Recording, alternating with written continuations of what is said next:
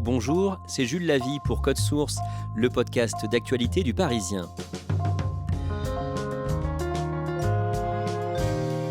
C'est l'un des titres les plus écoutés sur les plateformes audio depuis l'été dernier. Le morceau de rap, Bande organisée, issu de l'album Très organisé. Un disque collectif réunissant une cinquantaine de rappeurs de Marseille à l'invitation de Jul qui a voulu partager sa très grande popularité. Il est le plus gros vendeur de l'industrie musicale aujourd'hui en France. Code Source raconte aujourd'hui le succès de Bande organisée avec Marie Poussel, journaliste au service culture du Parisien.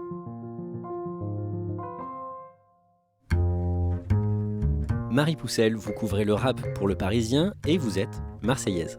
Oui, c'est ce qui amène toujours à certaines situations un peu compliquées, évidemment, surtout les soirs de victoire du PSG. Mais ça m'a aussi beaucoup aidé dans le milieu du rap d'être marseillaise. Pourquoi d'un mot ? Parce que j'ai cette culture, parce que les médias et le rap, ça a toujours été une grande histoire de désamour. Pendant très longtemps, quand le rap ne fonctionnait pas aussi bien qu'aujourd'hui, on critiquait beaucoup les rappeurs, on les traitait de Kaira, on disait qu'ils ne savaient pas parler, qu'ils n'avaient pas de culture, etc. Sauf que quand on est Marseillais, on a grandi dans cette culture et donc on se comprend un peu mieux. Le vendredi 4 juin, vous recevez une bonne nouvelle. Ça fait des mois que je demande à avoir Jul en interview. Et puis là, au moment où je le demande plus, son attaché de presse m'appelle en me disant « C'est bon, go, on part à Marseille, tu vas pouvoir l'interviewer ». À ce moment-là, Jul va sortir son nouvel album le vendredi 25 juin, album intitulé « Demain, ça ira ». Marie Poussel, Jul, c'est l'artiste, toutes catégories confondues, qui vend le plus de disques aujourd'hui en France. C'est lui qui vend le plus dans le rap, mais bien au-delà du rap. Et l'année 2020, il a sorti 3 projets, ce qui lui a permis de vendre en tout 700 000 albums sur l'année 2020. Ce qui est un score énorme, notamment parce que l'industrie du disque a été frappée par le Covid. Donc lui, c'est le grand gagnant de l'année. En 2020, il était aussi le rappeur le plus écouté au monde de l'histoire du rap français. Donc c'est vraiment quelqu'un qui est sur le toit du monde du rap et de la musique en général. La semaine suivante, le mercredi 9, vous allez le rencontrer dans son studio d'enregistrement à Marseille. D'abord, à quoi ça ressemble ? C'est une petite maison avec un petit étage dans un quartier populaire marseillais. Il faut quand même en montrer patte blanche avant de rentrer, évidemment. La vitre est teintée, on sonne, on vérifie bien que vous n'êtes pas là par hasard. Et le studio est ultra modeste. Bon, il y a, comme dans souvent les studios, il y a une petite cuisine avec des fauteuils, mais qui sont pas très classe. Une ventilation, mais qui n'est même pas au mur. C'est les ventilations avec le tuyau qui sort à la fenêtre. Mais il y a quelque chose qui trahit l'importance du lieu, c'est qu'il y a une espèce de wall of fame, c'est-à-dire plein de photos de gens qui ont enregistré dans ce lieu qui est en réalité mythique pour le rap marseillais et pour la musique marseillaise. Et donc, on voit quand même des photos de Jean-Jacques Goldman, de IAM, de Soprano, et qui sont des gens qui sont des habitués des lieux. Jul, à quoi il ressemble physiquement ? Ce qui frappe, c'est son look, évidemment, un look qui est très emblématique. Donc, il est en claquettes chaussettes, casquette, short court, et évidemment, tout est siglé d'or et de platine, qui est le nom de son label, mais c'est aussi une marque de vêtements qui vend, et il est en total look d'or et de platine. Il est très timide. La première fois que je l'avais rencontré, limite, il n'arrivait même pas à me regarder dans les yeux. En fait, lui, c'est un geek, quoi. Il n'y a que la musique qui compte. La musique et la PlayStation. C'est-à-dire que quand il rentre de studio, après, il joue à la PlayStation. Il a beaucoup de mal à s'exprimer en dehors de la musique. Jul, de son vrai nom Julien Marie, a 31 ans, il est né à Marseille, il a grandi dans une cité du quartier de Saint-Jean-du-Désert et son rêve, quand il est petit, c'est d'être footballeur. Il ne vit que football. Effectivement, son rêve d'adolescence, c'est le ballon rond. Aujourd'hui, il est très secret concernant sa vie privée. Pourquoi ?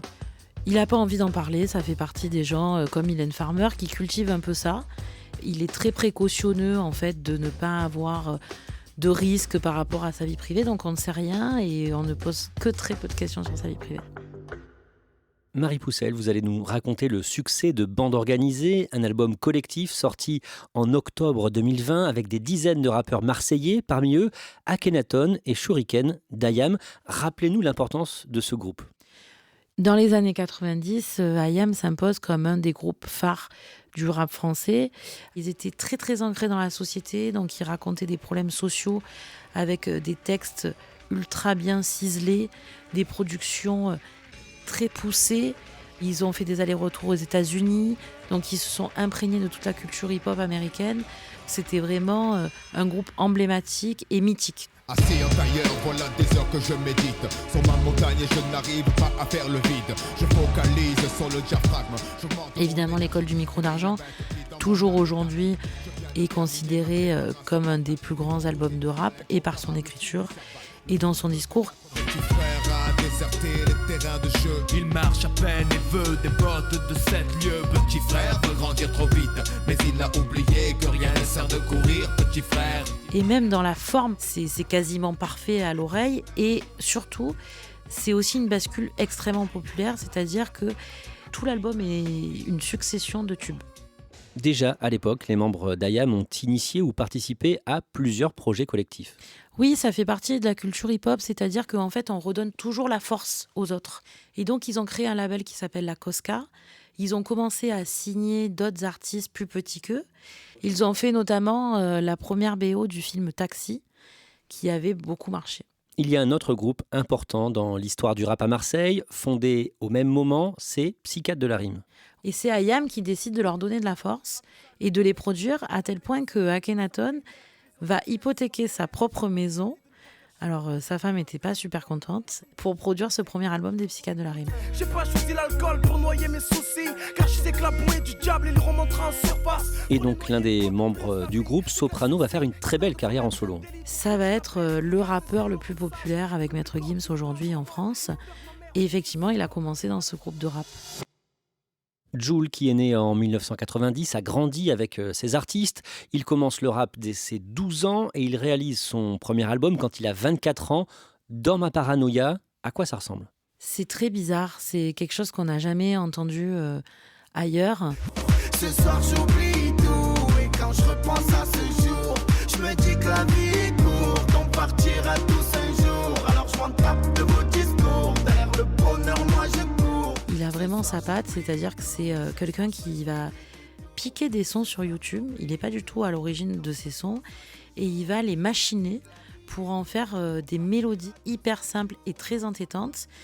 Et son flow, ce qu'on appelle son flow, c'est-à-dire sa façon de rapper, qui est extrêmement particulière, avec un timbre de voix aussi particulier. 2 ans plus tard, le 2 décembre 2016, il sort son 6e album, L'OVNI, avec un titre qui le représente bien, On m'appelle l'OVNI. On m'appelle l'OVNI. On m'appelle l'OVNI. Oui, l'OVNI, parce qu'on ne comprend pas. On ne comprend pas Jul, on ne comprend pas comment il fait autant d'albums. Au départ, il arrive et il s'impose, mais un peu en dehors de l'industrie du disque. Il est en indépendant, il a créé son propre label, il est à Marseille, donc il y a quand même aussi une question géographique. Dans l'industrie du disque, à Paris, il ne le voit pas, on ne le croise pas, on ne sait pas, et en même temps, il a une productivité incroyable. Et l'OVNI, c'est le symbole de ça, c'est-à-dire on m'appelle l'OVNI, et puis derrière, il a ces 2 petites notes qui sont ultra addictives et qui fonctionnent super bien, qui rendent hystériques ses fans. On ne sait pas comment il fait tout ça, donc c'est pour ça que l'OVNI, ça lui va très très bien. Il parle de moi, il me casse les couilles. Je suis dans l'insomnie. Je suis dans l'insomnie. Avec souvent ce qu'on appelle l'autotune, qui modifie la voix. Et c'est une de ces marques de fabrique, effectivement, d'utiliser cette autotune. Il y a plein de rappeurs qui l'utilisent. Booba, par exemple, l'utilise énormément. Il joue avec ça et ça fonctionne très très bien. À cette période-là, juste avant de faire le Zénith de Nantes, un article très court de Ouest France le compare à une catastrophe industrielle. C'est un petit article extrêmement violent dans lequel on parle d'instrus parfaitement putassiers et un talent d'écriture digne d'un enfant de CE2 en route pour un 3e redoublement. Il y a un article là qui a beaucoup tourné dans lequel on critique. Est-ce que c'est sur Ouest France, là, ça tourne un peu bon. C'est pas grave, il a parlé. Je sais qu'en face, il m'aurait pas dit ça. Il n'aurait pas dit un mot déplacé parce que voilà. Donc après, on s'en fout. Il aurait dû venir au concert et voir comment c'était. Il aurait vu. Il est très réseaux sociaux et il assume faire 3 fautes d'orthographe en 4 mots sur ses réseaux sociaux. D'ailleurs, il dit même que quand il n'y a pas de faute d'orthographe, les gens se disent c'est pas lui qui écrit. Et du coup, évidemment, de manière assez facile, faut bien le dire, les gens se moquent beaucoup de lui et notamment ce petit édito qui fait le tour du web et qui le chagrine en fait pas mal. Jul fait son premier Zénith à Paris quelques semaines plus tard, le 23 décembre 2016, concert que vous couvrez au plus près, Marie Poussel. Il a accepté que je le suive jusqu'à l'entrée de la scène. Quand il est arrivé sur scène, que le compte à rebours s'est terminé et que le rideau est descendu, j'ai eu une des plus grosses montées d'adrénaline d'un concert de ma vie. C'est-à-dire qu'en fait, ça a hurlé, mais une hystérie, mais incroyable. Je pense que c'est comparable à du Mylène Farmer ou du Indochine. Enfin, c'est la première fois qu'on se rendait compte de manière physique sa popularité. Alors, qui est son public ? On peut s'attendre à ce que ce soit des jeunes des quartiers qui lui ressemblent. Alors oui, il y a ça, mais c'est aussi très familial. Moi, j'ai interviewé par exemple des familles entières, donc qui venaient pour faire plaisir aux petits gamins de 12 ans, mais qui avaient les papas et les mamans derrière qui avaient 40, 50 ans, qui venaient. Et il y a aussi des intellos, des bobos parisiens qui aiment aussi s'amuser dessus. En 2017, le 7 octobre, il est spectateur d'un concert important pour le rap marseillais, celui de Soprano au stade Vélodrome. Et là aussi, vous êtes sur place, Marie Poussel. Oui, on est sur place et c'est très très émouvant parce que Soprano, il incarne le nouveau Marseille, c'est-à-dire que c'est un gamin des quartiers nord, d'origine comorienne et qui est devenu une des figures emblématiques de la musique française, très très populaire. Et donc là, il remplit le stade Vélodrome avec toutes les catégories socio-professionnelles de Marseille et il invite Jul sur scène.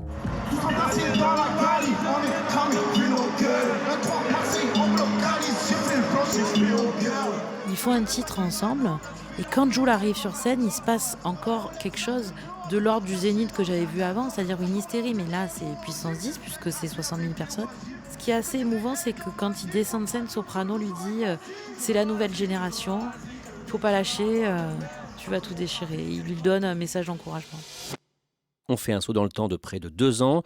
Le jeudi 13 juin 2019, Jul est au stade Vélodrome pour une séance de dédicace. 2000 fans sont présents. Ce jour-là, il explique aux Parisiens qu'il n'aurait jamais cru avoir un tel succès.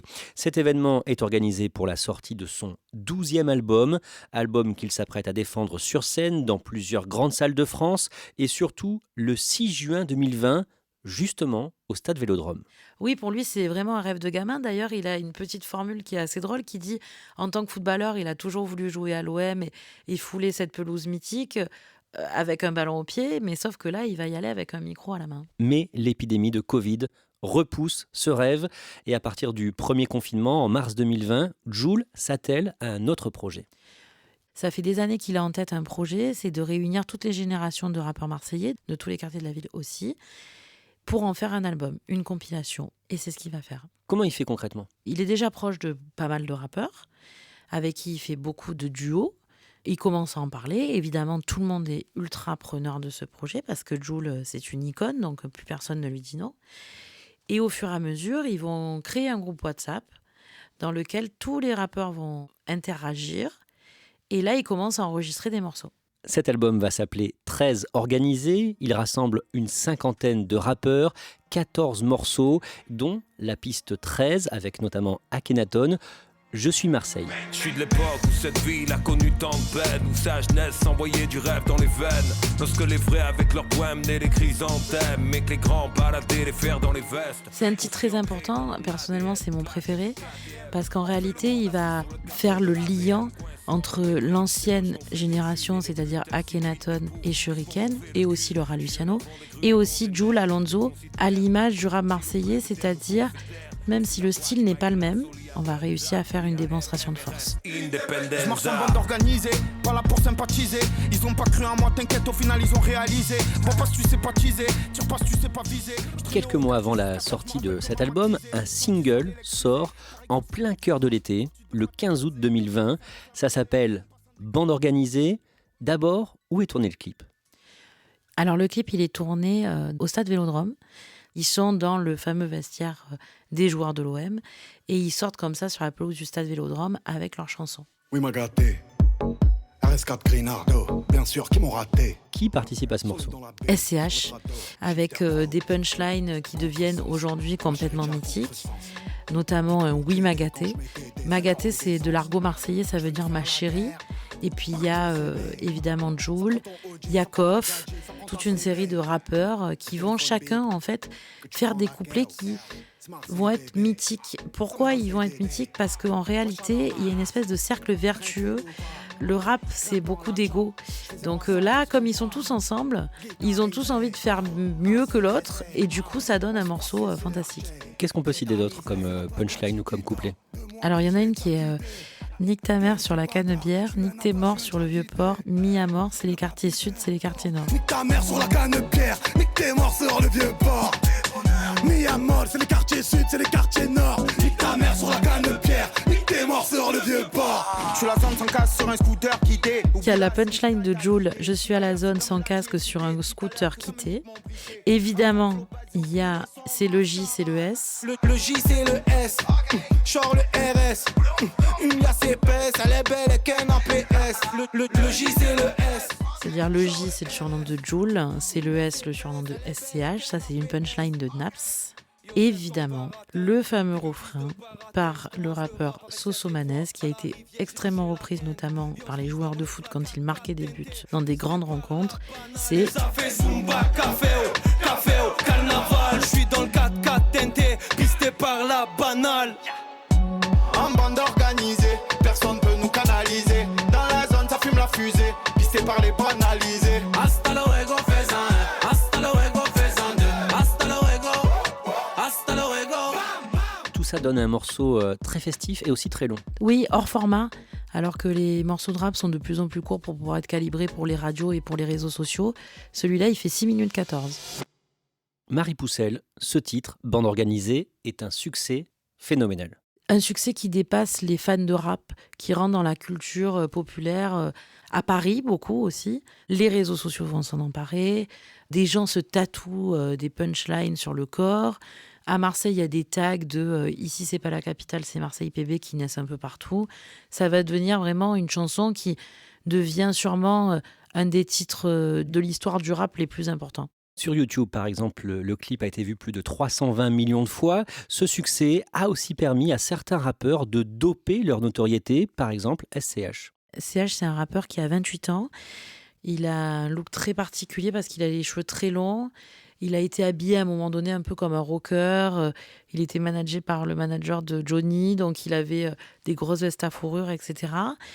C'était une figure emblématique du rap, mais pas de là à aller au-delà. Et grâce à l'effet de bande organisée qu'il a vraiment propulsé sur le devant de la scène musicale, il a été mis en confiance. Et donc, il a sorti un album qui s'appelle Julius et qui aujourd'hui est vendu à plus de 160 000 exemplaires, ce qui va en faire un des albums les plus écoutés de l'année. Murder, 187, 130 000 en petite coupure. Compteur bloqué sur la A7, intérieur, cuir de vachette. Marie Poussel, vous avez signé un long reportage sur le rap à Marseille dans Le Parisien le 27 juin et à cette occasion, vous avez pu parler avec Akhenaton. Qu'est-ce qu'il vous dit de l'incroyable succès de Bande organisée ? On pourrait mettre en opposition le rap d'Akhenaton qui est très écrit, très intellectuel, à celui de Jul qui est au contraire festif et qui se prend pas la tête.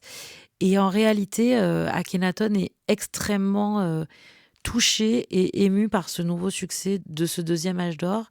Quand on en parle tout de suite, lui me dit « Ne compte pas sur moi pour que je te dise que c'était mieux avant ». Justement, qu'est-ce qu'il dit de Jul ? Il dit que son succès a mis tout le monde d'accord, qu'en réalité, c'est un artiste qui s'est imposé, qui travaille énormément, qui a un état d'esprit vraiment ultra positif, parce que c'est lui qui a créé ce cercle vertueux des rappeurs à Marseille. Il lui en est très reconnaissant pour ça.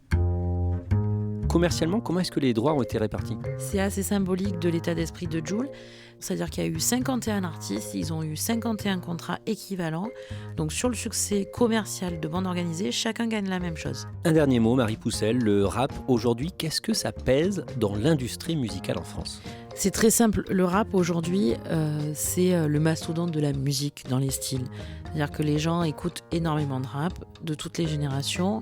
Il y a les gens qui ont 40 ans, qui ont été biberonnés à l'époque de IAM et de Akhenaton et aussi de NTM, qui continuent à en écouter. Mais aussi les jeunes qui écoutent un autre style de rap, qui fait qu'aujourd'hui, le rap écrase tous les autres styles.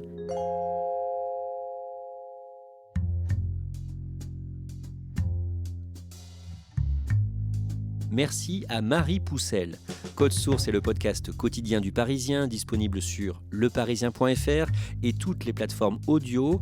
pour ne rater aucun épisode, abonnez-vous sur n'importe quelle application de podcast. Cet épisode a été produit par Clara Hage et Thibault Lambert, réalisation Julien Moncouquiol. Si vous aimez Code Source, dites-le nous en laissant des petites étoiles ou un commentaire sur votre application préférée, et vous pouvez aussi nous écrire directement si vous le souhaitez, codesource@leparisien.fr.